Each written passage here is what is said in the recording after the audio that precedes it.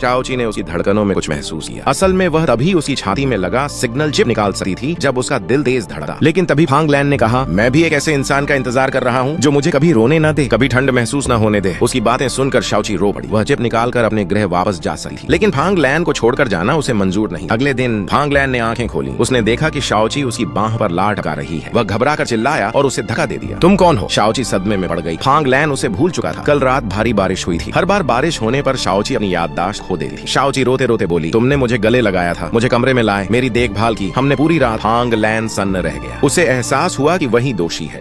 लेकिन तभी फांग लैन अचानक दर्द से गिर पड़ा। शाओची समझ गई यह चिप निकालने का सबसे अच्छा मौका है, लेकिन उसे बेहोश देख वह हार नहीं सकी। उसे अस्पताल पहुंचा दिया। डॉक्टर बोले उसके दिल के पास कुछ अजीब धातु मिली है, लेकिन निकालना बहुत मुश्किल है। फांग लैन की हालत नाजुक थी। फांग परिवार ने शाओची पर दोष लगाया और उसे पास आने से रोक दिया। शाओची अस्पताल से बाहर रोती हुई निकल गई। उसका दिल टूट चुका था। उसके बाद की घटनाएं। फांग लैन ने अपनी सगाई की घोषणा कर दी। शाओची उसे रोकने गई। मीडिया ने उसे गंदे शब्द कहे। जियांग शुए ने उसे थप्पड़ मारे। वह सब सह गई। लेकिन जब उसने देखा कि फांग लैन किसी और लड़की को गले लगा रहा है, उसका दिल पूरी तरह टूट गया। वह शराब लेकर उसके घर गई। सोचा उसे फिर से अपने प्यार में डाल दे और चिप निकाल ले, लेकिन फांग लैन बेहोश होकर गिर पड़ा, पहले से भी ज्यादा खतरनाक हाल में। आखिरकार शाओची ने अपनी बची हुई सारी एलियन ऊर्जा झोंकर फांग लैन की जान बचाई और खुद जमीन पर गिर पड़ी।